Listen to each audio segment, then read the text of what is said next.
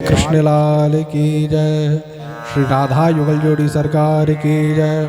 श्री सद्गुरुदेव भगवान की जय।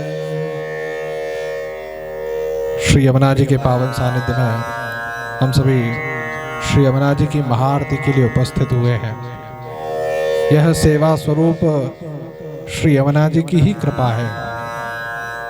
श्री यमुना जी के लिए हम सभी जीव जिस प्रकार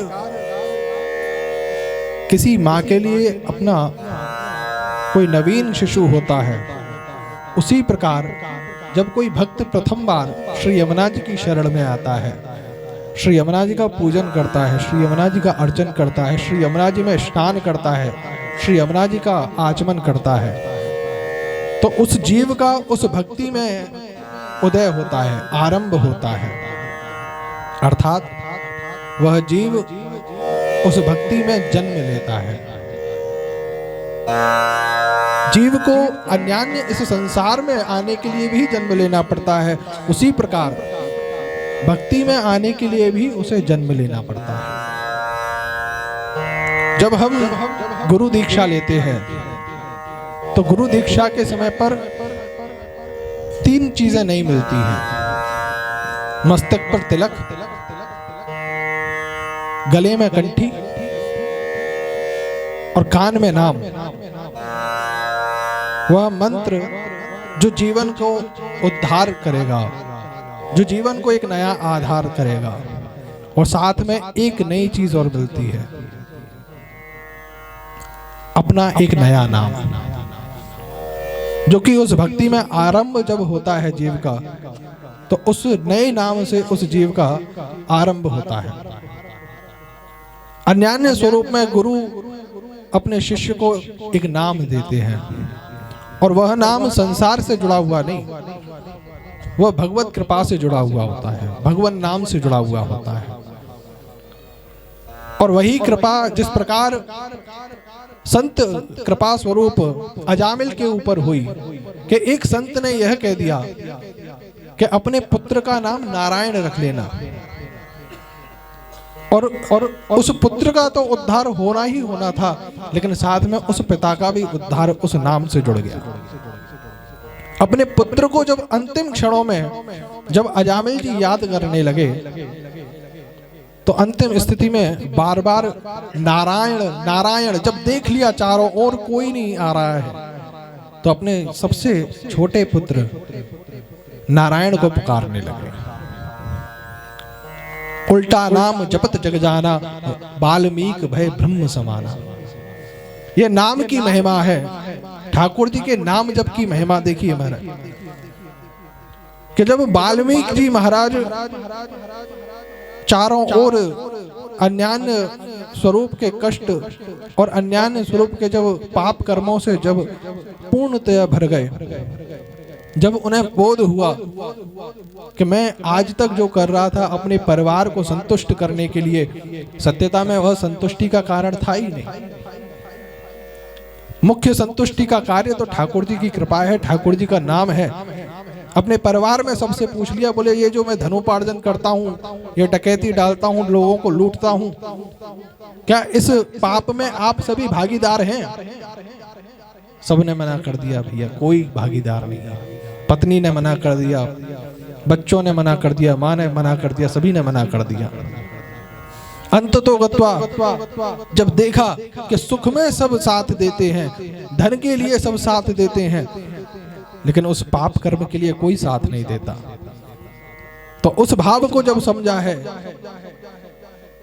वाल्मीकि जी महाराज को, वो परम तत्व बोध हुआ और जाकर के संतों का चरणों का आश्रय प्राप्त किया है। जीवन में कोई पता नहीं कौन सी एक बात, कौन सा एक शब्द हृदय को प्राप्त हो जाए और जीव उस परम तत्व परमात्मा को प्राप्त कर ले। उसी प्रकार महात्मा बुद्ध को अन्यान्य स्वरूप कोई प्राप्त नहीं हुआ, केवल एक सामने से जाता हुआ एक मुर्दा दिख गया, उसी से वैराग्य प्राप्त हो गया। तो मुख्य स्थिति यही है कि जिस प्रकार अजामिल जी महाराज ने अपने पुत्र को केवल अंतिम क्षणों में केवल नाम के आधार पर ठाकुर जी के श्री चरणों का आश्रय प्राप्त किया, श्री वाल्मीकि जी महाराज ने वही राम नाम को राम नाम नहीं बोला गया।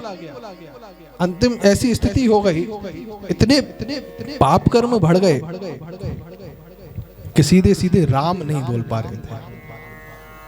कभी राम बोलते तो आम निकलता, तो कभी रा रह जाता, कभी आम निकल जाता, कभी केवल मां ही रह जाता। ऐसी स्थिति बन गई। लेकिन ठाकुर जी की कृपा ऐसी रही, वह संत कृपा ऐसी रही कि उन संत ने कहा कि बोले आपसे ठाकुर जी का नाम नहीं लिया जा रहा, तो अब आप एक काम करो, उनका उल्टा नाम ले लो। और उल्टा नाम लेना आरंभ किया, बार बार कहने लगे मराम राम राम राम राम। और जब जाने कब कब में वह मरा कहते कहते वो राम राम हो गया। इसीलिए श्री तुलसीदास जी महाराज ने श्री वाल्मीकि जी महाराज के लिए पंक्ति लिखी कि उल्टा नाम जपत जग जाना, वाल्मीकि भय ब्रह्म समाना। ब्रह्म की उपाधि दे दी महाराज। तो युग पुरुष हैं, ऐसी चीज है। ठाकुर जी का नाम, ठाकुर जी की कृपा, ठाकुर जी के केवल नाम से ठाकुर जी की कृपा प्राप्त हो जाती है। इस वृंदावन धाम में आकर के श्री यमुना जी का आश्रय वही नाम कृपा को प्राप्त कराता है। हम सभी के ऊपर देखिए बड़े सौभाग्य की बात है कि हम सभी श्री वृंदावन धाम में श्री यमुना जी के तट पर बैठे हैं।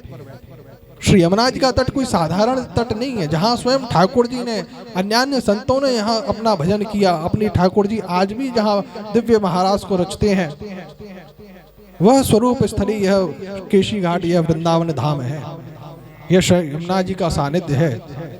और यहाँ बैठ करके यदि हम ठाकुर जी का 2 क्षण भी नाम स्मरण कर लेते हैं, ठाकुर जी का भजन कर लेते हैं, ठाकुर जी की आरती कर लेते हैं, ठाकुर जी का ध्यान कर लेते हैं, ठाकुर जी का आचमन कर लेते हैं, ठाकुर जी की पूजा कर लेते हैं महाराज।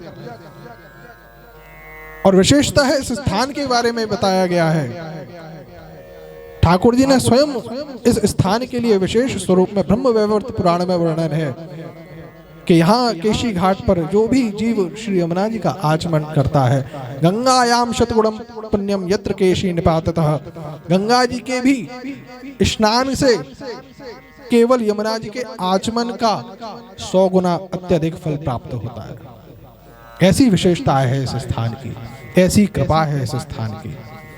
तो श्री यमुना जी कृपा करती हैं, लेकिन उस जीव पर कृपा करती हैं जो ठाकुर जी का भक्त हो, जो ठाकुर जी का नाम जप करता हो। तो आज से ही जीवन में यह आधार बनाइए कि ठाकुर जी का नाम जरूर जपेंगे, और कोई नहीं महाराज।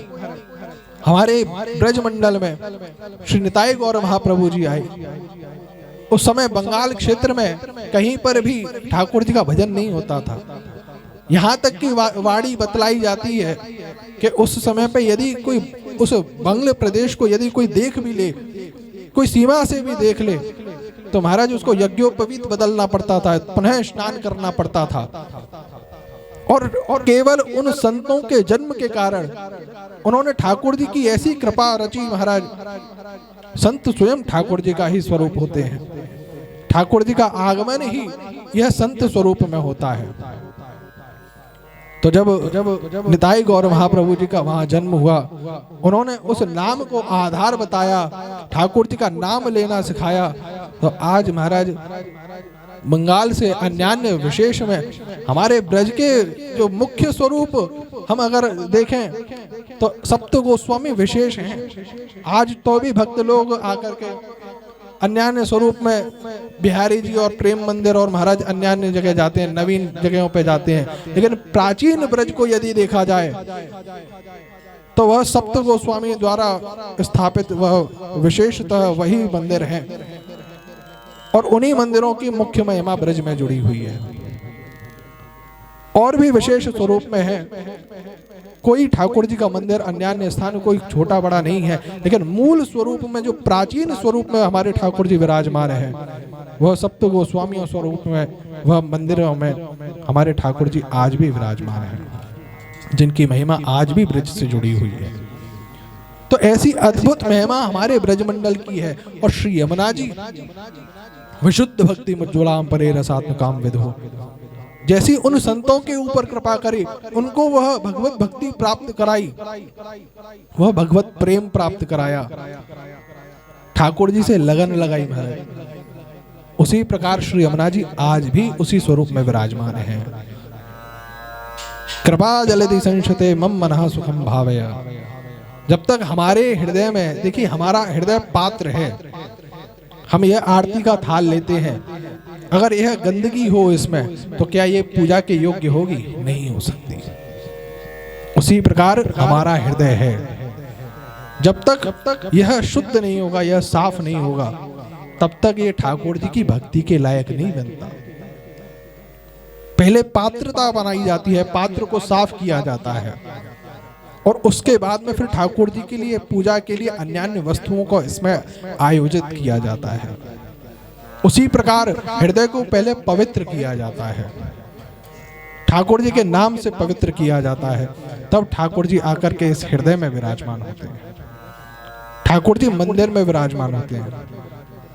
जिस मन में ठाकुर जी का आह्वान होता है, ठाकुर जी की भक्ति होती है, ठाकुर जी का नाम जप होता है, ठाकुर जी उसी स्थान पर विराजमान होते हैं। और वही स्वच्छता देने के लिए पवित्री क्रियान्नो वपुर मित्र पुत्री, वह पवित्रता प्राप्त कराने वाली, वह हृदय को साफ करने वाली, वह श्री यमुना जी है। त्रिकाल मात्रतः पठेत, श्री यमुना जी का यह जो आचमन है, जो 3 बार किया जाए दिन में, जीव का स्वयं अपने आप स्वतः हृदय ठाकुर जी की भक्ति को प्राप्त करने लगता है। यह हृदय अपने आप स्वतः स्वच्छ होना शुरू हो जाता है, ठाकुर जी का भजन अपने आप जीवन में जुड़ना शुरू हो जाता है। यह कृपा श्री यमुना जी की है। बोले श्याम सुंदर श्री यमुने महारानी की जय।